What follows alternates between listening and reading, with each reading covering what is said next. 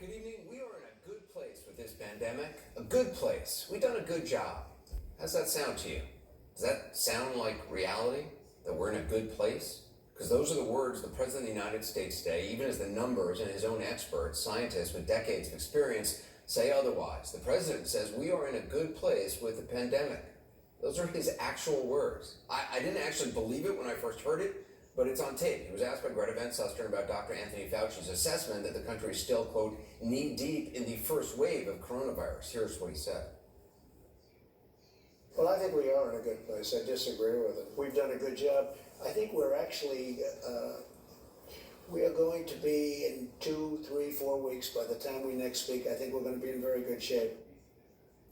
So this is a good place to be in the pandemic, in case you're wondering. And soon we're going to be in a very, very good shape, he said. The president spoke of Florida and California, states that became, in his words, hot. But even there he said, quote, we're going to be very, very good very soon. The same president told Diamond and Silk that the virus would miraculously disappear by April. The one who keeps saying that we have the best testing. Keeping him honest, it's remarkable how sunny things can look from inside a biological bunker at the White House, where everyone has to wear masks around you and get tested just to come in contact with you. It's a bunker so secure, apparently not even the sound of your own leading experts can penetrate it. The president says we're in a good place. Dr. Anthony Fauci said this just yesterday.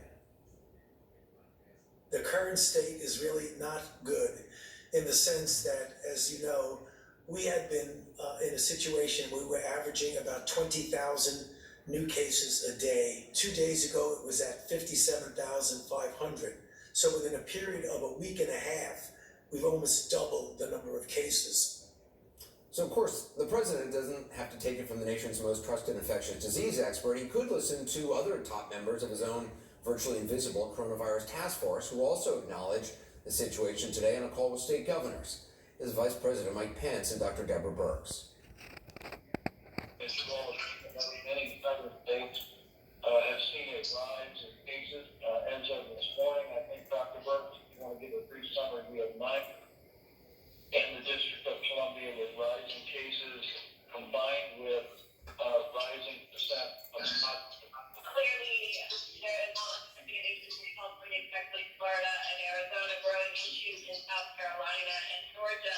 And then just I want to really put the word out there of both rising percent positive and rising cases in Oklahoma, Iowa, Washington State, DC, and Montana, along with our concerns of increasing case numbers in Louisiana, Nevada, North Carolina, and Tennessee. Yeah, that sounds good. I mean, that sounds like a good place to be, right? California, Texas, Florida, Arizona, South Carolina, Georgia, Oklahoma, Iowa, Washington State, Washington, D.C., Montana, Louisiana, Nevada, North Carolina, and Tennessee. That's 14 states in the District of Columbia. A good place. By the way, what you heard the Vice President say on that call, acknowledging the rising cases and percentage of positives, he's also, without really actually saying it, acknowledging that when he said this just a couple weeks ago, he wasn't being honest about what was already happening in states the administration had pushed to reopen. We slowed the spread. We flattened the curve. We saved lives. We slowed the spread. We flattened the curve. We saved lives. That was from the last coronavirus briefing late last month. He was talking in the past tense, you might have noticed, but he wasn't then acknowledging the rise in cases that was already happening.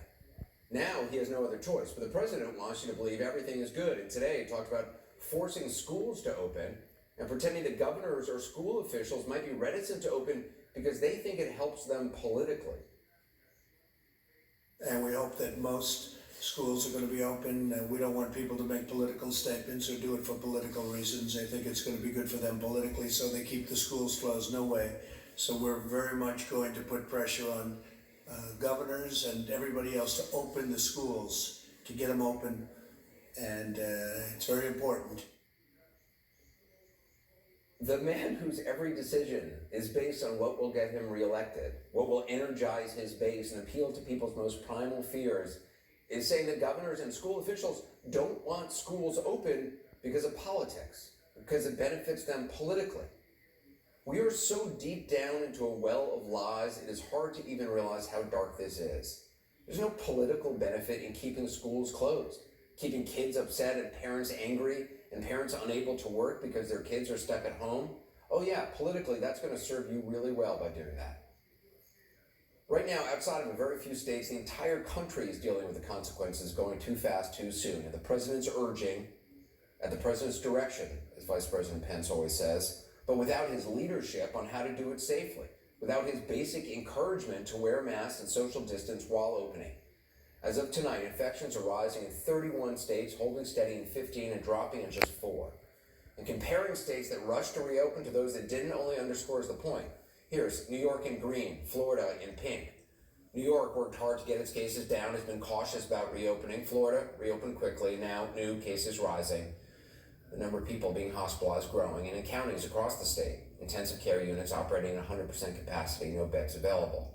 Yet against that grim backdrop, Florida's governor today ordered schools to reopen for in-person learning in the fall. And the president praised him for it, of course, even as he said that plans to hold the Republican National Convention in Jacksonville are now, quote, flexible. And even as new modeling from the University of Washington today forecasts more than 208,000 people in this country may be dead of COVID-19 by Election Day.